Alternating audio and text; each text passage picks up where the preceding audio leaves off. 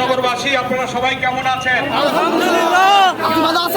আল্লাহর কাছে আমরা শুকরিয়া আদায় করি। আলহামদুলিল্লাহ রাব্বিল আলামিন ওয়াসসালাতু ওয়াসসালামু আলা সাইয়্যিদিল মুরসালিন ওয়া আলা আলিহি ওয়া সাহাবিহি আজমাইন। সম্মানিত চুকনগর বাস স্ট্যান্ডে আয়োজিত আজকে এই স্বতঃস্ফূর্ত পথসভায় সম্মানিত নেতৃবৃন্দ এবং আজকে উপস্থিত আমার প্রিয় ডুমুরিয়াবাসী, আমরা সবাই প্রাণ ভরে আল্লাহ তাআলার দরবারে শুকরিয়া আদায় করছি এই কারণে,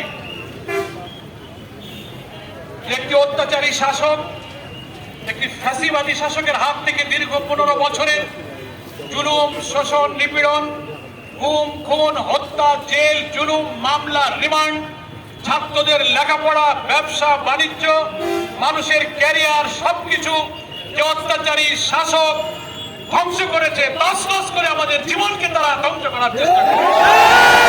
এই মহান ধ্বংসযজ্ঞ থেকে রব্বুল আলামিন রহমানুর রহিম একটা আধিপত্যবাদী দাসত্বের শক্তি থেকে এই জাতিকে মুক্তি দিয়েছেন। আলহামদুলিল্লাহ, আমরা আল্লাহ তাআলার দরবারে শুকরগুজার করছি প্রাণ ভরে। 15 বছর ধরে এই ডুমুরিয়াবাসীর কথাই বলি। এখানেও যারা আমার চারিদিকে ডাইনে বামে দোকানপাটে, বাজারে, বাসে, স্ট্যান্ডে যারা শুনছেন, আপনারা শত শত মানুষ এই আওয়ামী দুঃশাসনের কবলে পড়ে মিথ্যা মামলায় জেল খেটেছে। লুট, ব্যবসা বাণিজ্য, লেখাপড়া, ছাত্রদের তছনছ হয়েছে, দোকানপাট, বাড়িঘরে থাকা যায়নি। পুলিশ আসবে, আজ এ বাড়ি কাল ও বাড়ি, সব মামলাগুলো মিথ্যা দিয়ে দিয়ে বছরের পর বছর কোর্টের বারান্দায় আর জেলখানায় তাদের পাঠানো হয়েছে। এমন আল্লাহর রহমত আর করুণার শুকরিয়া আদায় না করে পারা যায় না। বাংলাদেশে বিএনপি, জামাত ইসলামী বিরোধী সকল দল 15 বছর ধরে রাজপথে আমরা বারবার আন্দোলন করে এই স্বৈরাচারের পতনের দ্বারপ্রান্তে যখন গিয়েছি, একটি কুচক্রী মহলের চক্রান্তে বারবার সে আন্দোলন ব্যর্থ হচ্ছে।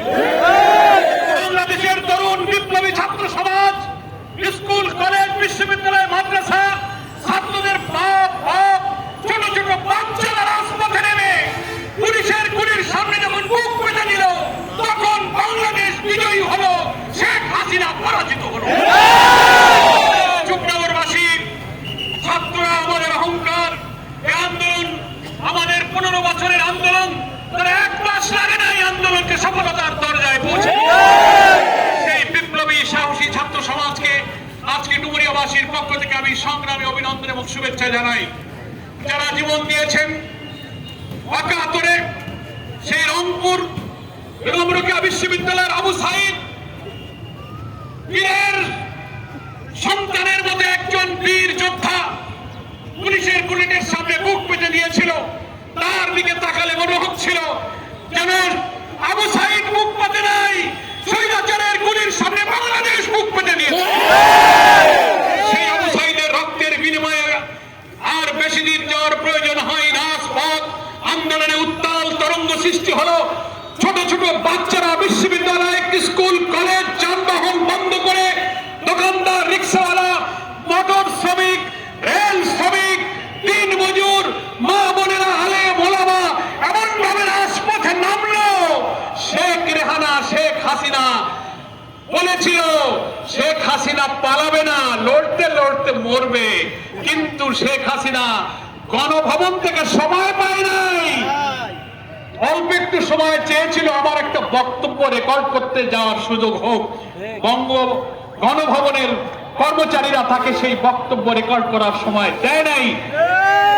তিনি চাপ দিয়েছিলেন বাংলাদেশের দেশপ্রেমিক সেনাবাহিনীকে যে কারফিউ ভঙ্গ করে বাংলার দামাল ছেলেরা রাজপথে নেমেছে, তারা গণভবন ঘেরাও করবে, বঙ্গভবনে যাবে, সবকিছু আজ ছাত্র সমাজ রাষ্ট্র সংস্কারের নেতৃত্ব দেবে। তাকে বলা হয়েছিল দাবি মেনে নিতে, কিন্তু মানেননি। তিনি সেনাবাহিনীকে চাপ দিয়েছিলেন কারফিউ কার্যকর হচ্ছে না, মানুষ কেন রাজপথে নামে, আপনারা কারফিউ কার্যকর করেন, তাদেরকে শান্ত করেন। গুলি করে হত্যা করে তারা বাংলাদেশের তরুণ দামাল ছেলেদেরকে নিঃশেষ করে দিতে চেয়েছিল আন্দোলনকে। প্রিয় দেশবাসী, আমাদের দেশপ্রেমিক সেনাবাহিনী এই স্বৈর শাসকের সেই নির্দেশকে উপেক্ষা করেছিল। সেনাবাহিনী বলেছিল আমরা জনগণের আন্দোলন থামাতে আমরা জনগণের মুখে গুলি চালাতে পারবো না। তখনই শেখ হাসিনা বুঝেছিল যে আমার পায়ের তলায় আর মাটি নাই। বন্যার পানির মতো গণভবনের দিকে স্রোত ছুটে আসছিল শাহবাগ থেকে। ওই স্রোত যুগে যদি প্রধানমন্ত্রীকে পেত কি পরিস্থিতি বাংলাদেশ সৃষ্টি হতো।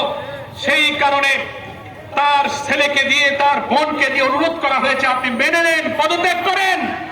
তিনি রাজি হননি। তিনি কারফিউ কার্যকর জবরদস্তি করার নির্দেশ দেওয়ায় সেনাবাহিনী তার অন্যায় আদেশ মানতে চাননি বলে তিনি দেখেছেন আমি যদি এখানে থাকি তাহলে আমার জীবন বিপন্ন হবে। তাই তিনি অনুনয় বিনয় করে হেলিকপ্টারে বসে তিনি এ দেশ ছেড়ে পালিয়েছেন। আমাকে 20 তারিখ দিনগত রাতে আবার বাসা থেকে গ্রেফতার করা হয়েছিল। আমি কারাগারে বসে এই দৃশ্যগুলো দেখছিলাম টেলিভিশনে।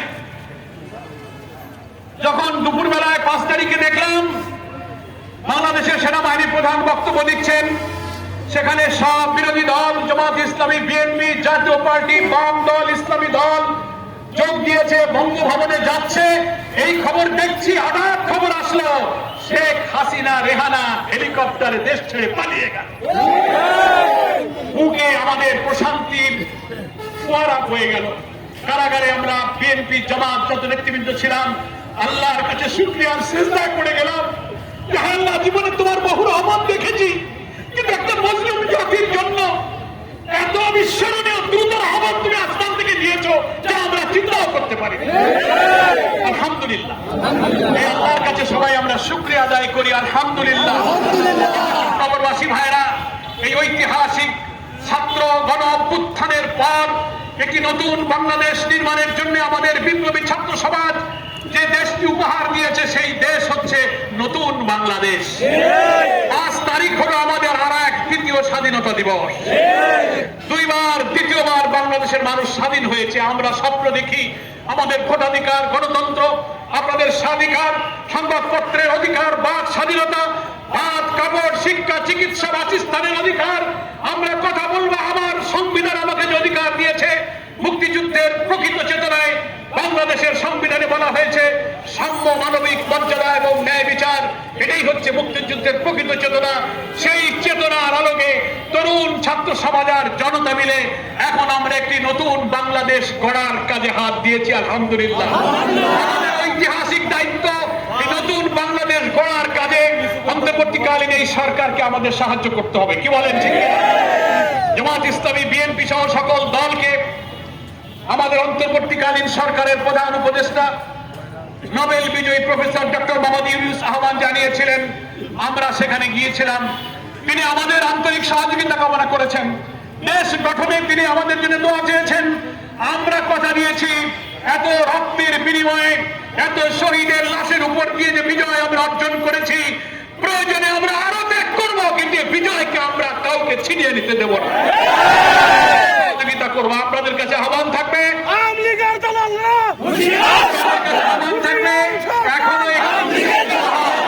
একটি কুচক্রী মহল বিদেশ থেকে কলকাঠি নাড়ছে। নানান সংস্থা আন্তর্জাতিক ভাবে এই দেশের রাজনীতির খেলায় সবকিছু দেশে হয় না, দেশের বাইরে থেকেও হয়। নৈরাজ্য সৃষ্টি করা, সহিংসতা, আবার জ্বালাও পোড়াও, আমার হিন্দু সনাতন ধর্ম ভাইদের মধ্যে অন্যায়ভাবে উস্কানি দিয়ে এই দেশে আর একটা অশান্তির তৈরির একটি আন্তর্জাতিক চক্রান্ত চলছে। এই সব ব্যাপারে আমাদের সজাগ থাকতে হবে। কি বলেন? এই জন্য আমি সনাতন ধর্মাবলম্বী হিন্দু সম্প্রদায়ের ভাইদের কাছে আমার উদাত্ত আহ্বান থাকবে, আপনারাই সাক্ষী আছেন এই বাংলাদেশ হচ্ছে একটি সাম্প্রদায়িক সম্প্রীতির বাংলাদেশ। তরুণ ছাত্র সমাজের রক্তের পর একটি নতুন সাম্প্রদায়িক সম্প্রীতির একটা নতুন ডাইমেনশনে আমরা প্রবেশ করেছি। আমাদের সকল ধর্মের মানুষ মিলে একটা কমিউনাল হারমোনির মধ্য দিয়ে একটা নতুন বাংলাদেশের স্বপ্ন আমাদের শহীদেরা যা দেখে গেছেন, আমরা প্রয়োজনে আরো ত্যাগ করে সেই বাংলাদেশ আমরা গড়ব। আমাদের হিন্দু মুসলিম মিলেমিশে থাকতে হবে। আমাদের দেশে অপপ্রচার, মিথ্যাচার, গুজব এমন ফুলতলায় হিন্দু ভাইদের সমাবেশে আমি বলে আসলাম, এখনো আমি বলি, আমার অনেক হিন্দু বন্ধুরা এখানে আছেন, আমার কৃষ্ণনন্দী দাদা আছেন, অনেক ভাইয়েরা আছেন যারা মনে অনেক দুঃখ কষ্ট বেদনা আমাকে ফোনে বলেছেন। আমি দুইটা কথা বলি, দুইটা অপপ্রচার আছে, দুইটা গুজব আছে। একটা আছে জামাত ইসলামীর ব্যাপারে, শিবিরের ব্যাপারে, আর একটা আছে হিন্দু ভাইদের ব্যাপারে। জামাতের ব্যাপারে একটা অপপ্রচার আছে কি, এই দেশে যা দুর্ঘটনা ঘটবে, যত বিপদ হবে, বলে এটা শিবির করেছে জামাত। এই যুগনগর রাস্তার উপরে যদি কোনো ইট একটা পড়ে থাকে, শেখ হাসিনা হাঁটার সময় যদি ইটে হুজট লাগে, হাসিনা বলবে যে ইট শিবির রেখে গেছে। অপপ্রচারটা এরকম হয়ে গেছে না? এই যে এত বড় আন্দোলন ছাত্ররা করলো, শিবিরের নামে শিবির কোনো মিছিল করেনি, জামাত করেনি, বিএনপি করেনি, সাধারণ ছাত্র, কোন দল মত নির্বিশেষে একটা সার্বজনীন বিশাল আন্দোলন, যেখানে ছাত্রদের বাপ মারা হয়েছে, সেই আন্দোলনের পরেও কয় যে এটা শিবির করেছে। রিমান্ডে আমাকে এইসব জিজ্ঞাসা করছে, স্যার কারা করে? বলে আপনারা ফুটেজ আছে, ভিডিও আছে, সিসিটিভি আছে, বের করেন কোথায় শিবিরে কাজটা করেছে। কিছু একটা হলেই জামাত শিবির, যত দোষ নন্দ ঘোষ, নাকি বলেন?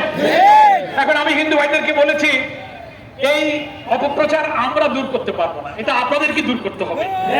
আপনাদের বলতে হবে জামাত শিবিরের কোন লোক মন্দিরে হামলা করে না, হিন্দুদের জমি, ঘের, সম্পদ, দোকান লুট জামাত শিবিরের লোকেরা করে না। আমি এখানে দাঁড়িয়ে চ্যালেঞ্জ করলাম, কোন হিন্দু ভাই কি বলতে পারবেন যে জামাত ইসলামীর কোন লোকেরা আপনার দোকান লুট করেছে, ঘের লুট করেছে, কার উপরে হামলা করেছে? করে নাই, করেছে এক শ্রেণী দুষ্কৃতকারী। এটাকে ঘৃণা করি। এটা যদি হিন্দু ভাইয়েরা মুখ ফুলিয়ে বলেন যে এটা জামাত শিবির করে নাই, তাহলে এই অপপ্রচার আস্তে আস্তে দূর হবে। এই অপপ্রচার করে হচ্ছে কি, প্রকৃত অপরাধীরা রেহাই পেয়ে যাচ্ছে। তা করি তা তো শিবিরের পরেই দেয়, তো চালাও, লুট করো, ডাকাতি করো, চাঁদাবাজি করো, দোষ নন্দ ঘোষ। এই ফাঁকে আমি খেয়ে যাই। গ্রামে কয় যে মামুর ঘরে আগুন লাগিছে, এই শলকে খাইয়ে যায়। কথা বোঝেননি? এরা মামুর ঘরে আগুন দিয়ে এই শলকে খাইতে চায়, এইটা আর খাইতে দেওয়া যাবে না। আর হিন্দু ভাইদের ব্যাপারে একটা অপপ্রচার আছে। সবাই বলে কি যে হিন্দু মানে হচ্ছে আওয়ামী লীগ, হিন্দু মানে হলো আওয়ামী লীগ, হিন্দু মানে হলো নৌকায় ভোট। আমি মনে করি এটাও হিন্দুদের ব্যাপারে একটা অপপ্রচার, নাকি বলে? হিন্দুরা কি শুধু নৌকায় ভোট দেয়, অন্য জায়গায় ভোট দেয় না? কথার জবাব দেন, দেয়? তাহলে এই অপপ্রচার থেকে আপনারা বেরিয়ে আসেন না কেন? আপনারা প্রমাণ করুন যে হিন্দু হলেই আমরা নৌকা নয়। সব গণতান্ত্রিক ডেমোক্রেটিক পলিসিতে, রাজনীতিতে আমরা স্বাধীন মতো রাজনীতি করি। এই জন্য আপনাদের কথা বলে এই গুজব দূর করতে হবে। আমরাও কথা বলে এই গুজব ইনশাল্লাহ দূর করব। আমরা বিশ্বাস করি হিন্দু মানে আওয়ামী লীগ নয়। হিন্দুরা তো আমাকেও ভোট দিয়েছে, আপনারা ভোট দেন নাই? আমি মন্দিরে গিয়েছি, শ্মশানে গিয়েছি, হিন্দু ভাইদের বাড়িতে বাড়িতে গিয়েছি, বিভিন্ন জায়গায় হিন্দু ভাইরা আমার কেঁদে কেঁদে এসে বলেছে, দাদা আমাদের শ্মশান নাই, মানুষ মারা গেলে পুরানোর জায়গা নাই, আমরা বিলের পানির মধ্যে ফেলে দিই, আগুন দিতে পারি না, আমাদের শ্মশান বানাইলেন। লক্ষ লক্ষ টাকা ব্যয় করে অনেক জায়গায় আমি শ্মশান করে দিয়েছি। কেন্দ্রীয় ডুমুরিয়ার নাট মন্দির, এই ডুমুরিয়ার প্রত্যেকটি মন্দিরে অল্প বেশি যা পারি 5 বছরে এমন কোন মন্দির নাই যে আমার থাকাকালে আমি কোন আর্থিক সহযোগিতা সরকারি উদ্যোগে আমি করতে পারি নাই, সব জায়গায় আমি করেছি। বাংলাদেশ সাম্প্রদায়িক সম্প্রীতির এক উজ্জ্বল দৃষ্টান্ত, নাকি বলে?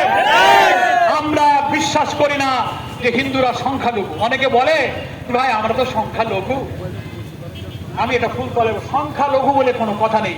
দুনিয়ার যে কোনো দেশে ধর্ম বর্ণ নির্বিশেষে কিছু লোক কম থাকতে পারে, বেশি থাকতে পারে, তারা এই না যে সংখ্যায় কম আর বেশির কারণে সেই দেশের তার যে সাংবিধানিক গণতান্ত্রিক অধিকার সে পাবে না, তার উপরে হামলা করা হবে, এটা বাংলাদেশের সংবিধান বলে না।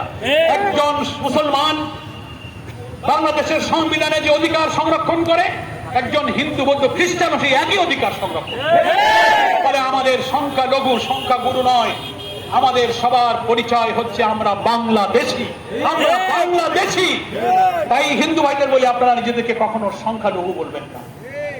কেন সংখ্যালঘু বলে? আমি মনে করি হিন্দু সম্প্রদায়কে ছোট করা হয়েছে। আমার প্রিয় ভাইরা, তাই আসুন আগামী দিনের এই বাংলাদেশ নির্মাণে হিন্দু মুসলিম মিলেমিশে আমরা এই ডুমুরিয়াকে গড়ব।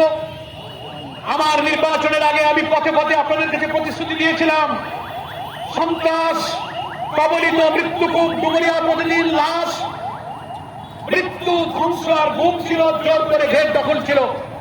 আমার 5 বছরে আমি চেষ্টা করেছি এই দক্ষিণ ডুমুরিয়া সহ বিভিন্ন জায়গার প্রত্যন্ত অঞ্চলে দখল করা, ঘের মুক্ত করার জন্য আমার জীবনকে বাজি রেখে যেতে হয়েছে। আমাকে বলা হয়েছে আপনি এই এলাকায় আসলে আপনাকে হত্যা করা হবে, সীমানা দেওয়া হয়েছে। আমি বলেছি না, চলো এই ঘের কেটে দেব। আমি দক্ষিণ অঞ্চলে গিয়ে ঘের কেটেছি, যার জমি ঘের তার। উদ্ধার করে আমি যখন অনেক অঞ্চলে গিয়েছি, আমার সেই সব হিন্দু ভাই আমাকে দেখে কান্নাকাটি করেছেন। বহুদিন পর আমরা আমাদের জমিতে যেতে পেরেছি। তারপরে যারা দুর্বৃত্ত সুযোগ পেলেই তারা আবার জুলুম করার চেষ্টা করেছে। কি বলেন? চিহ্নিত সন্ত্রাসী চরমপন্থীদের থেকে এই ডুমুরিয়াকে মুক্ত করার জন্য আমাদের অনেক ভাইরা জীবন দিয়েছেন। আমি পার্লামেন্টে দাঁড়িয়ে অনেক বক্তৃতা করেছি, বেগম খালেদা জিয়াকে বলেছি, স্বরাষ্ট্রমন্ত্রীকে বলেছি। তারপরে তারা পদক্ষেপ নিয়ে যতটা সম্ভব ওই 5 বছরে ডুমুরিয়াকে আমরা চরমপন্থী সন্ত্রাসীদের হাত থেকে কিছুটা প্রশান্তি দেওয়ার চেষ্টা আমরা করেছি।